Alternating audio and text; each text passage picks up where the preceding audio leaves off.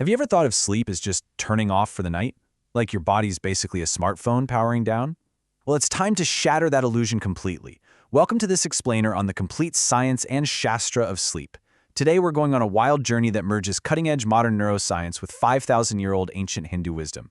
We're going to see how your time in bed is actually one of the most biologically complex, metabolically critical, and spiritually profound states you will ever enter. Okay, let's dive right into this. Here's our roadmap. We're covering the true nature of sleep, the biology of the night, where ancient wisdom meets modern science, the enemies of sleep, the perfect pre-sleep protocol, and finally, the sacred morning routine. Let's get to it. Part 1. The True Nature of Sleep and Shattering the Illusion. So, listen to this. One of the absolute biggest discoveries in neuroscience recently is something called the glymphatic system. You can literally think of this as your brain's microscopic washing machine. Seriously. While you're in deep sleep, your cerebral spinal fluid aggressively pumps through your brain to flush out toxic metabolic waste. And we're talking about things like beta-amyloid plaques, the exact toxic proteins linked to Alzheimer's disease. Sleep is literally the only way we know of to clear this debris out at scale. Your brain is getting a deep, deep scrub every single night. But to pull this off, it does something absolutely mind-blowing. 60%. That is how much your actual brain cells, your neurons, physically shrink down during deep sleep. They literally squeeze themselves smaller, just to make enough room for those cleaning fluids to rush in and wash away the day's toxic buildup. If you're chronically sleeping less than 6 hours, your brain just isn't getting this critical wash cycle. And those dangerous proteins, they just sit there and accumulate. Yikes. All right, part 2, the biology of the night, stages, and timelines. So, a full sleep cycle takes about 90 minutes, and we loop through 4 to 6 of these a night.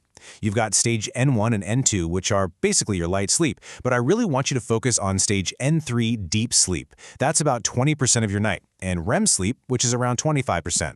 Now, N3 is your physical repair window. It's heavily front-loaded in the first half of the night. In fact, you get up to 70% of your daily growth hormone released during this specific stage. It's a huge deal. REM sleep, on the flip side, is your neurological and emotional repair stage. That's where you dream vividly and process memories. And REM is mostly packed into the last 2 hours of your sleep. You desperately need both, but they happen on very different schedules. Let's look at this hour by hour, because the biological stakes here are massive. Around 9:30 p.m., your melatonin starts to rise, and that begins dropping your core body temperature. By 10:30 p.m., if you're actually asleep, you hit that crucial first wave of deep sleep. That's when you get the absolute highest pulse of growth hormone and immune repair for the entire 24-hour period. If you miss that 10:30 window because you're up late scrolling, you permanently lose out on that massive physical repair. Period. Moving on to 2 a.m., your core temperature hits its absolute lowest point. And by 4 a.m., that's when those long, rich cycles of REM sleep take over, processing your emotional memories and sparking all that creative insight. Which brings us to part 3, ancient wisdom meets science, looking through dual lenses. You know, it's wild to think about, but thousands of years before we ever had sleep labs or EEG machines, the sages of ancient India were mapping out these exact same biological truths. Modern science talks about glymphatic cellular repair and autophagy, basically clearing away the old dead stuff to make way for the new. Well, ancient Hindu Sastra described this using the beautiful metaphor of Vishnu's cosmic sleep, Yoga Nidra, where the cosmos dissolves into a state of rest before it can be recreated. And this brilliantly illustrates the exact same concept. Both systems recognize a fundamental truth. Creation, or anabolism, absolutely cannot happen without restful dissolution, or catabolism, happening first. The ancient texts laid out the healing of the different layers of human existence, the Pancha Kosha, which perfectly mirrors how our different sleep stages consolidate memory and repair our tissues. And we see this alignment play out perfectly in the 5,000-year-old Ayurvedic clock, which is based on the 3 doshas, Vata, Pitta, and Kapha. Notice how Kapha time, which brings this heavy, deep, really stable energy, sits perfectly right between 6 p.m. and 10 p.m. Ayurveda specifically prescribes falling asleep during this heavy Kapha window. And guess what? Modern circadian biology confirms this is exactly when our biological dip in alertness naturally happens. Then you have Pitta time, from 10 p.m. to 2 a.m. Pitta is governed by fire and metabolism, and science confirms this is the precise window when your liver enzymes are the most active, literally detoxing your body while you sleep. It's perfectly synced. Just take a look at this quote from the Mahabharata. In deep sleep, one experiences happiness, sees no pain, overcome by tamas, nidra, the yogini among beings. Long before scientists were in labs measuring slow delta brainwaves, These ancient texts fully recognize the deep, blissful restoration of the body and mind that happens when we just surrender completely to sleep. Part 4. The enemies of sleep and what destroys the night. Now we have to talk about what's ruining all of this, because the damage our common modern habits cause is visceral.